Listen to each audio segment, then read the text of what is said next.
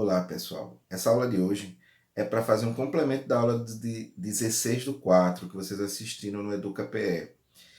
A aula 16/4 foi sobre vanguardas europeias. Eu quero frisar algumas coisas que o professor não frisou para a gente continuar com nossas atividades, né? Quero frisar isso para depois a gente dar prosseguimento com aula com outros conteúdos que não sejam exatamente de literatura, né? Primeira a ideia que a gente tem é que tudo que ele falou se mantém. Ele falou sobre os vários movimentos, o futurismo, o expressionismo, o dadaísmo, o surrealismo. Mas a gente ainda precisa ver e o cubismo.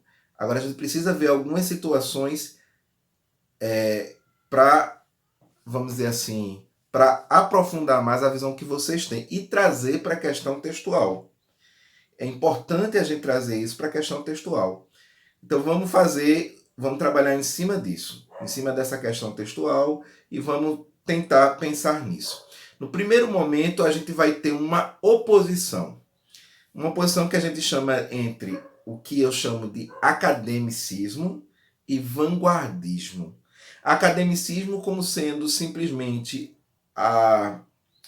como é que eu diria, toda a tradição, tudo que já foi feito, da maneira como sempre foi feito. E vou chamar de acadêmico, de academicismo, ou até muitas vezes de clássico, como no sentido de algo de uma tradição, como acontece quando a gente escuta falar sobre os jogos de futebol. Os jogos de futebol são clássicos, aqueles que já acontecem há muito tempo e que têm uma certa tradição. Então a gente vai entender essa aí nessa ideia de clássico. Do ponto de vista artístico, a gente tem uma bagagem que a gente teve uma aula de evolução da literatura de língua portuguesa e a gente viu que a gente tem aí 500 anos de tradição, mais ou menos a gente tinha 400 anos de tradição quando começou a ruptura das vanguardas. O que é uma ruptura de vanguarda? É querer propor algo realmente novo. Só que, minha gente, depois de praticamente milênios, centenas de anos, de muita produção artística, é difícil propor algo diferente. Então, por isso que as vanguardas têm esse tom, que muita gente fala que é coisa de gente doida, ou que, enfim, várias críticas existem a esse respeito. Inclusive, o próprio Monteiro Lobato, do movimento pré-modernista, critica veementemente os movimentos modernistas, como foi chamado no Brasil, e vanguardista, como ele é chamado na Europa. Né? Vamos entender que a vanguarda brasileira ganhou o nome de modernismo, como também a vanguarda portuguesa ganhou o nome de modernismo. Vamos começar com a nossa primeira ideia. Né? Observem aí esses dois, que vem de uma tradição acadêmica, o que vem da esquerda, e o da direita é um quadro típico de vanguarda. Né? O primeiro de Gustave Moreau, o segundo de Salvador Dalí. Do ponto de vista acadêmico, você observa uma cena da mitologia grega. É uma cena, como é que eu diria, de uma peça muito famosa, que é Édipo o Rei, não é? O momento em que ele encontra a esfinge faz o famoso enigma e ele desvenda, e assim ele se torna rei. E aí é que ele é levado a casar com a sua mãe. Já no quadro do lado você vê pelo título, né? Sonho provocado pelo voo de uma abelha em torno de uma romã, de Salvador Dalí. Um quadro de 1944, é um quadro que se afilia ao surrealismo, tanto é que o título dele tem o nome Sonho. Observem que eu tenho a romã que flutua, não é? Da romã você tem um peixe saindo dela, da boca do peixe você tem um tigre, da boca do tigre outro tigre, da boca do outro tigre uma arma que aponta para essa mulher deitada, nua. Ao fundo você tem um elefante de pernas gigantes caminhando pelo mar. Então você tem uma situação completamente irracional, típica do surrealismo. Apesar da imagem estar muito acadêmica ainda, os traços, o desenho, ainda tem muito de tradicional nessa imagem, eu não tenho aí como é que eu diria? Eu não tenho aí uma realidade palpável, uma história sendo contada. Todas as duas telas estão baseadas em fantasia. Um é uma fantasia mitológica, o outro é uma fantasia de sonho. Mas observe que quanto que você ainda tem um posicionamento racional. Inclusive o herói é maior do que a esfinge. Quer dizer, há toda uma tendência ao racionalismo e por aí vai, ao equilíbrio no posicionamento das personagens, nas cores, enquanto que o outro abusa da imaginação e da irracionalidade. Então, essa é a primeira oposição que eu tenho. Vanguardismos, academicismo versus vanguardismo. Essa outra oposição de quadros, eu tenho dois quadros também, um de Guido Reni e o outro de Pablo Picasso. Guido Reni traz uma imagem bíblica, né? Uma cena bíblica, em que eu tenho Suzana e os velhos, quando Suzana vai sofrer aí uma tentativa de estupro nessa cena. Você percebe que há uma notoriedade de que o fundo está escuro, as personagens que seriam os antagonistas, os dois homens que estão pedindo a ela silêncio, estão aí em vermelho e preto muito escuro, em oposição à clareza dela, da pele dela e das vestes que ela tem. Então, uma verdadeira oposição bem e mal aqui, bem claro, bem colocada aqui. É um quadro típico do barroco, né? No quadro ao lado eu tenho Mulher Chorando, de Pablo Picasso. Primeiro você percebe uma distorção da imagem. Você percebe que ela está ao mesmo tempo de perfil, mas neste perfil eu consigo ver o outro lado do perfil. Interessante isso.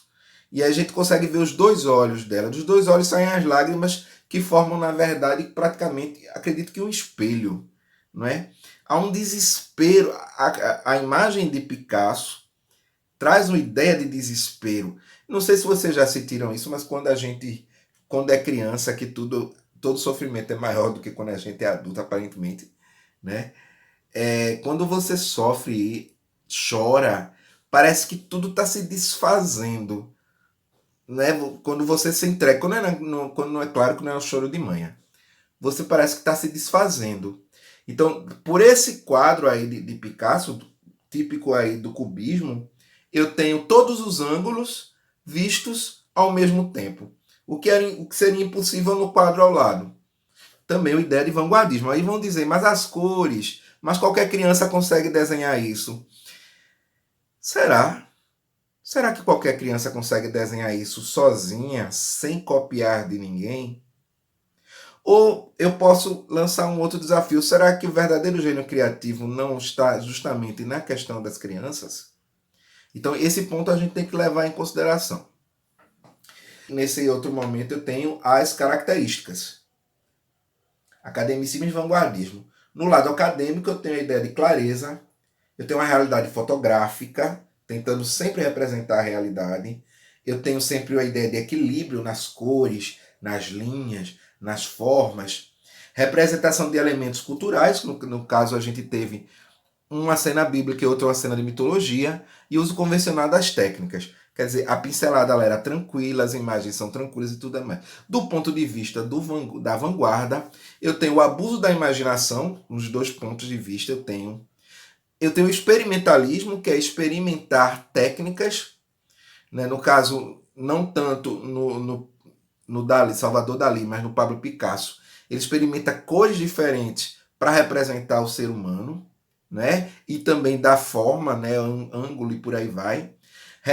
Representação além da realidade aparente, porque eles querem representar muito mais do que o que a gente vê, mas também o que a gente sente, né? E a inovação de técnica, que é justamente a maior das ideias do vanguardismo, né? E aí, como que é que isso acontece dentro de textos? Dentro de textos a gente tem uma situação bem interessante.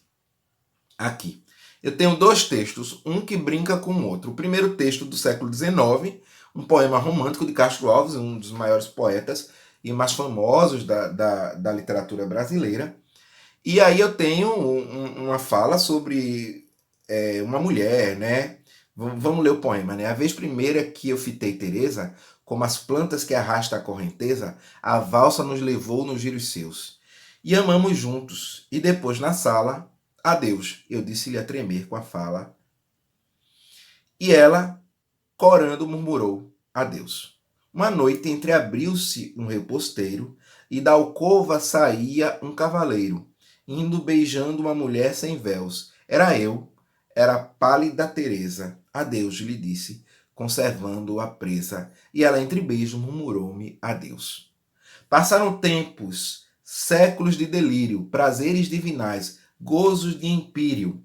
Mas um dia volvi aos lares meus. Partindo eu disse, voltarei. Descansa, ela chorando, mais que uma criança. Ela em soluços murmurou-me adeus. Quando voltei, era o palácio em festa, e a voz dela e de um homem lá na orquestra. Preenchi o amor, o azul dos céus. Entrei, ela me olhou, branca, surpresa. Foi a última vez que eu vi Teresa, e ela, arquejando, murmurou-me adeus. Você percebe essa cena romântica de um homem que corteja uma mulher, que encontra com ela à noite, que tem que ir embora e ela retorna ela já está casada. E toda uma situação de escuridão, de amor à primeira vista, todas essas situações típicas do romantismo, inclusive esse final triste, que tem gente que acha que ser romântico é o final ser feliz. Pelo contrário, o sinal triste é bem típico do romântico, né? Já eu tenho o poeta Manuel Bandeira, nessa outra, brinca com o poema Teresa, e aí ele tem a sua própria visão de quem é Teresa. A primeira vez que vi Teresa, achei que ela tinha pernas estúpidas. Achei também que a cara parecia uma perna. Quando eu vi Teresa de novo, achei que os olhos eram muito mais velhos que o resto do corpo. Os olhos nasceram e ficaram 10 anos esperando que o resto do corpo nascesse. Da terceira vez, não vi mais nada. Os céus se misturaram com a terra e o Espírito de Deus voltou a se mover sobre a face das águas.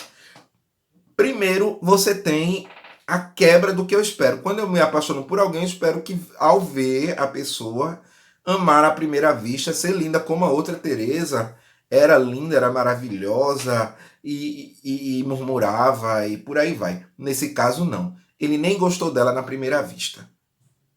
Que achava que ela tinha pernas estúpidas e achei também que a cara parecia uma perna, ou seja, ela não tinha graça. Na segunda estrofe, quando vi Teresa de novo, achei que os olhos eram muito mais velhos que o resto do corpo. Os olhos nasceram e ficaram 10 anos esperando que o resto do corpo nascesse. Nesse segundo momento, você vê que ele se apaixona pelos olhos. Os olhos talvez simbolizassem a alma.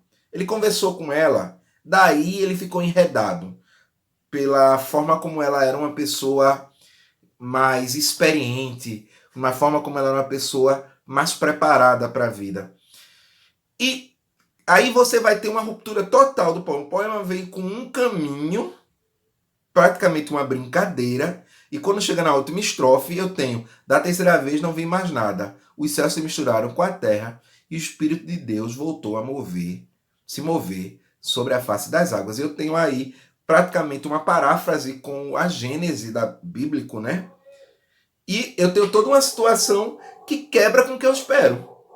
Eu esperava que ele continuasse brincando com a imagem de Teresa e, na verdade, agora ele entra na ideia romântica de vez, com tudo. Isso é muito interessante mesmo. É aí que eu tenho um texto vanguardista, esse de Manuel Bandeira, e o anterior de Castro Alves, eu tenho um texto clássico, ou seja, um texto acadêmico.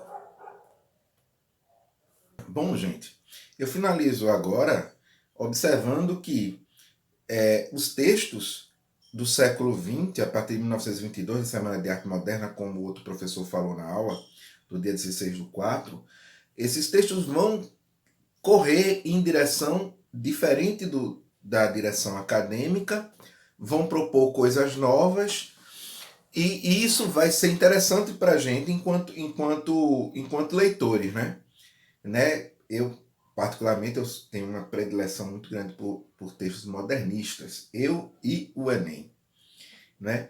Então, Prestem atenção nesse conceito de acadêmico versus vanguardista, de modernismo brasileiro, que vai ser o tema da atividade que eu vou propor para vocês hoje. Tá certo? Até mais.